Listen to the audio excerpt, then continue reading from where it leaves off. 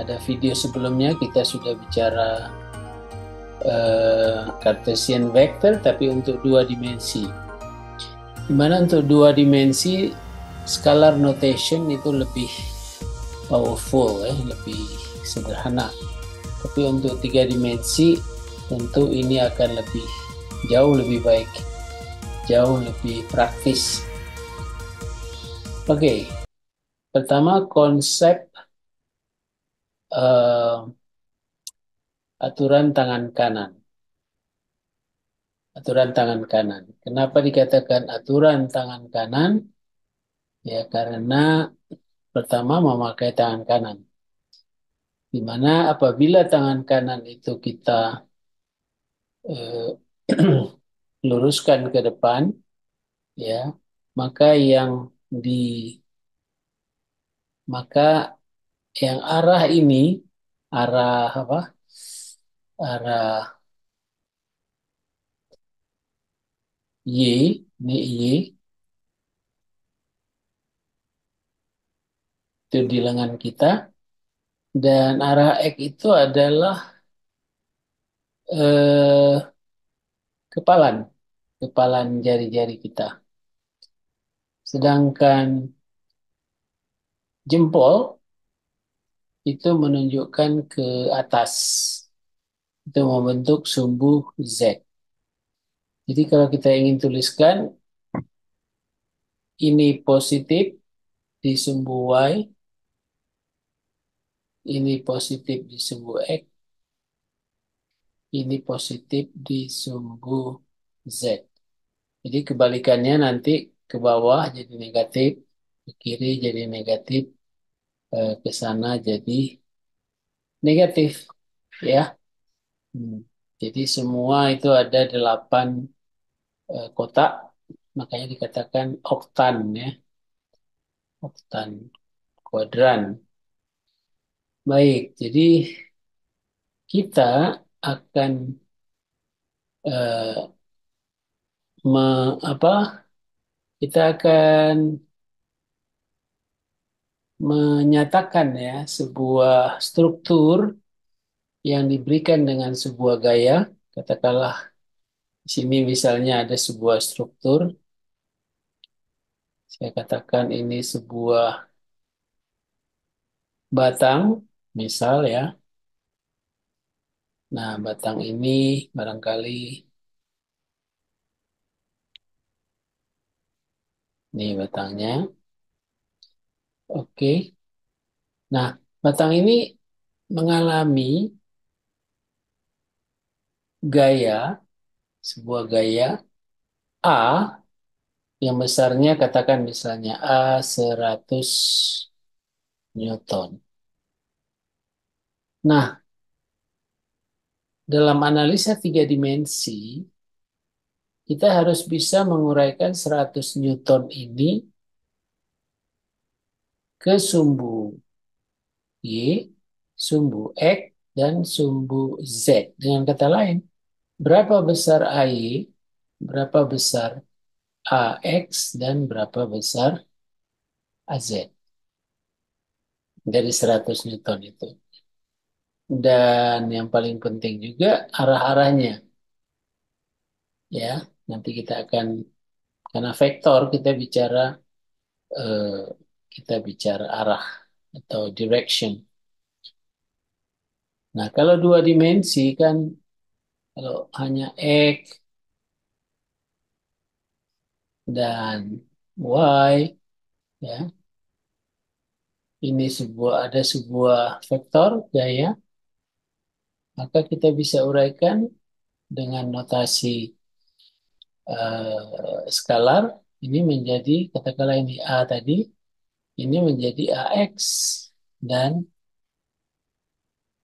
ini menjadi AY, gitu ya. Ini menjadi AY. Sudut yang dibentuk oleh A adalah sudut theta.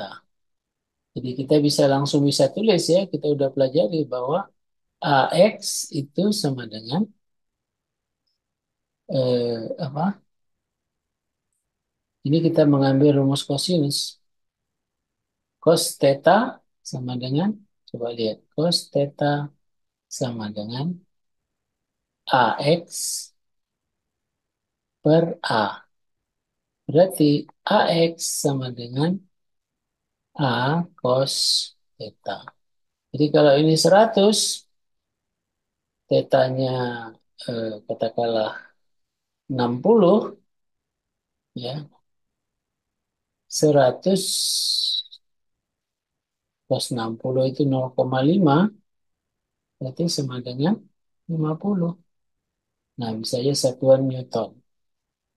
Jadi walaupun ke sini 100 Newton, maka ke sini 50 Newton. Ke Y, sin AY, ya. Nah, ini sengaja saya ulang supaya eh, paham nanti arah daripada vektor. Jadi 100 kali sin sin 60, ya tadi, ya, sin 60. Atau 100 kali setengah akar 3. Nah, kita akan dapatkan AY di sini. Kita dapatkan A-nya berapa, kita dapatkan AX berapa, dan arahnya berapa. Kita tahu. Nah, dengan vektor Cartesian, eh, silakan nanti, ya, coba tantangan ini kuliah sebelumnya dengan Cartesian vector untuk 2 dimensi. Ya, silakan eh, dikerjakan latihan. Nah, kalau dia 3 dimensi, ini tentu eh, katakanlah ini, ya, sebuah batang baja apabila diberikan gaya sebesar A, ini, A ini sebesar 100 Newton, itu bukan hanya ke X dan Y, tetapi juga ada Z di sini. Jadi berapa besar Z-nya? Nah, jadi di sini yang pertama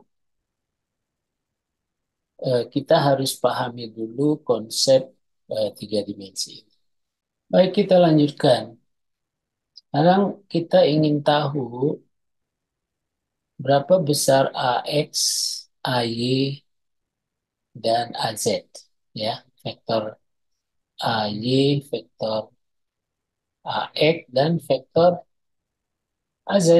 Ya. Nah, dari eh, AY, AY, dan AX, ya, kita secara paralelogram kita bisa dapatkan A aksen. Ini dia. Oke. Jadi eh, A, ya kan? A itu penjumlahan nanti antara A aksen dan AZ, ya. A aksen dan AZ. Tapi kita harus tahu dulu A aksennya berapa. Jadi A aksennya adalah AY tambah AX. Lalu dengan paralelogram seperti ini, kita bisa dapatkan eh, eh, satu satu hubungan, ya, satu hubungan lagi, bahwa A sama dengan A aksen tambah AZ. Apabila ini kita sederhanakan, ya, maka vektor A itu sama dengan vektor AX tambah vektor AY tambah vektor AZ. Atau kalau kita ingin cari berapa skalarnya, tinggal membuat square saja terhadap ini. Nah, sekarang kalau kita ingin menuliskan dia di dalam unit vector. Jadi kalau tadi kan kita tidak menuliskan dalam unit vector, ya. Sekarang kalau kita ingin menuliskan itu sama seperti eh, 2 dimensi, ke arah Y ke arah X, I atau I, unit vektornya, dan ke arah K itu, ke arah Z itu K. Sehingga kita bisa menuliskan sekarang representasi vektor kartesiannya. Jadi kalau tadi A sama dengan AX tambah AY tambah AZ, ya, vektor, maka sekarang kita bisa tuliskan dalam persamaan 23, di mana AX kali unit vektor I tambah AY kali unit vektor J tambah AZ kali unit vektor K. Di mana AX, AY, AZ ini adalah magnitude, ya, besaran skalar. Nah, kita bisa gambarkan seperti pada gambar ini. Nah, jadi sama seperti tadi, di sini ada aksen, kemudian antara Z dengan aksen ini kita dapatkan resultan ini. Nah, bedanya apa sekarang? Sudah kita kalikan semua dengan unit vector. Nah, jadi kalau ini kita buat dia menjadi eh, sebuah kotak, ya, sebuah kotak, maka kita bisa lihat seperti di sini. Oke. Nah, seperti di gambar ini. Jadi, eh, representasi daripada resultan gaya A dalam bidang tiga dimensi, kita bisa lihat di sini. Berupa sebuah kotak. Dengan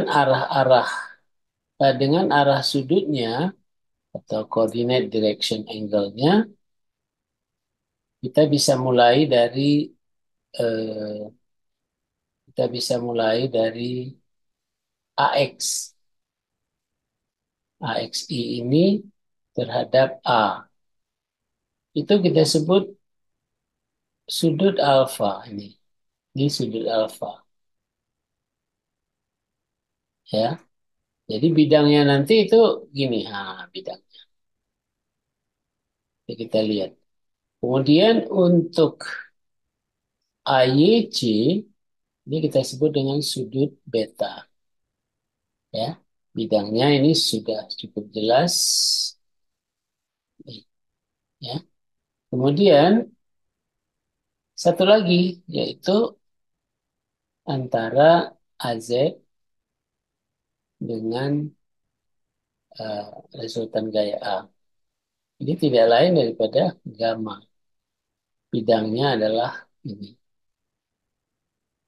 Nah, jadi dari gambar ini, jadi kalau kita lihat dia sebuah kotak, ya, kotak seperti ini, katakanlah ini untuk alfa, ya, ini untuk sudut alfa, maka ini sebenarnya tegak lurus, ya, tegak lurus, bisa dilihat. Kalau kita lihat dari sini, dia ini tegak lurus. Untuk bidang Y juga demikian, ini tegak lurus, ini tegak lurus. Untuk bidang ini juga demikian, sama ini juga tegak lurus. Oke. Nah, karena itu berlaku hubungan eh, kosinus di sini, cos alfa sama dengan, jadi kalau kita ingin tuliskan sebuah eh, hubungan ini, ya, satu, ini yang tegak lurus tadi itu ada di sini, ya, ini yang tegak lurus. Lalu yang ini adalah alfa. Sedangkan yang panjang ini, ya, ini adalah A. Maka cos alfa sama dengan, jadi kalau ini AX, cos alfa sama dengan AX per A. Ini aja, AX per A. Dan cos beta dengan cara yang sama, AY per A. Cos gamma sama dengan AZ per A. Nah, itu direction cosine daripada vektor A, ya, daripada vektor A. Oke, eh, baik. Sekarang kita bisa ekspresikan A itu dikalikan dengan unit vektor itu sama dengan vektor A. Jadi kita udah belajar sebelumnya bahwa bahwa A sama dengan A kali UA, unit vektornya, ya. Unit vektor. Jadi kalau ini eh, ini adalah A, ya, ada unit vektor UA, maka vektor A sama dengan A di sini adalah A skalar, ya, dikalikan dengan unitnya. Eh, Sehingga kita bisa tuliskan secara umum bahwa UA sama dengan vektornya, vektor A, dikalikan dengan skalarnya. Lalu vektor A ini kita jabarkan menjadi AX dibagi A, di, karena tiga dimensi, AY dibagi A, C, AZ dibagi A kali K. Nah, itulah eh, unit vektor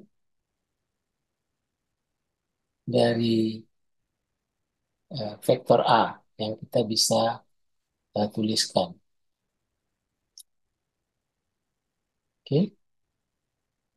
Nah, kalau kita ingin tuliskan dia di dalam eh, cos alfa, cos beta, dan cos gamma juga bisa, karena tadi AX per A kan sama dengan cos alfa, AY per A sama dengan cos beta, dan AZ per A sama dengan cos gamma.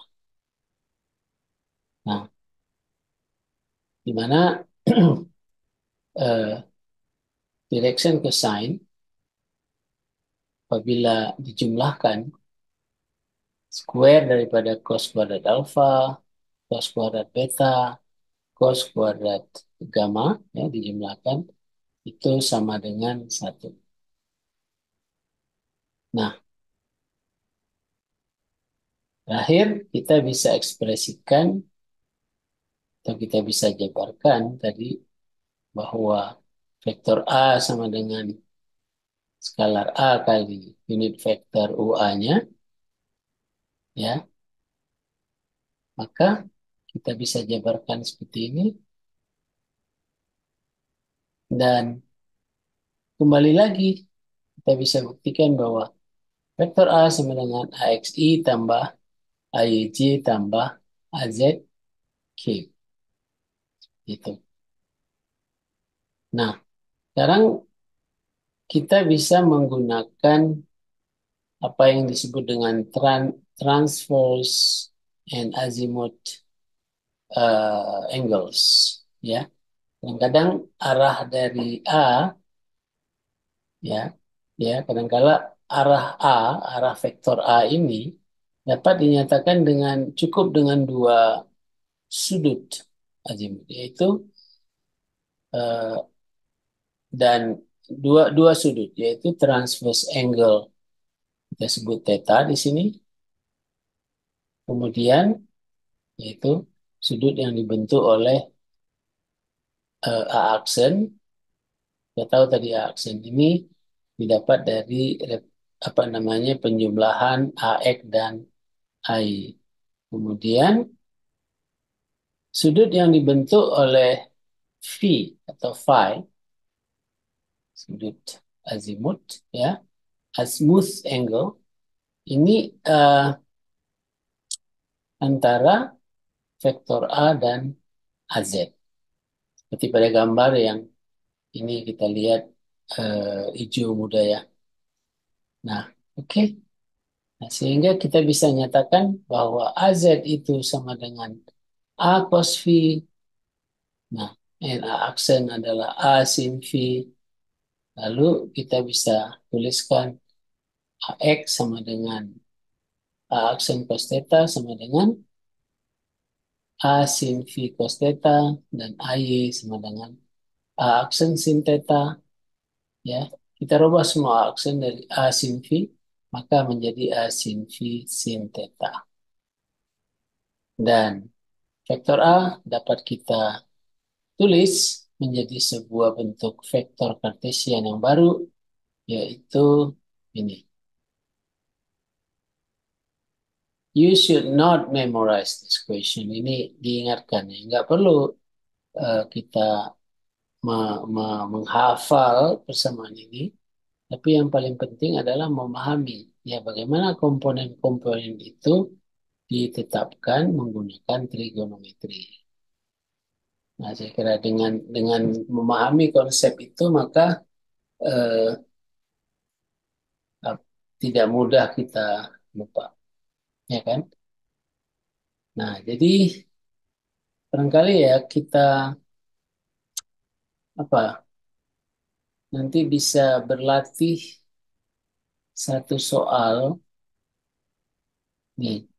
Nah, satu soal ini satu soal coba dilatih yaitu soal 261.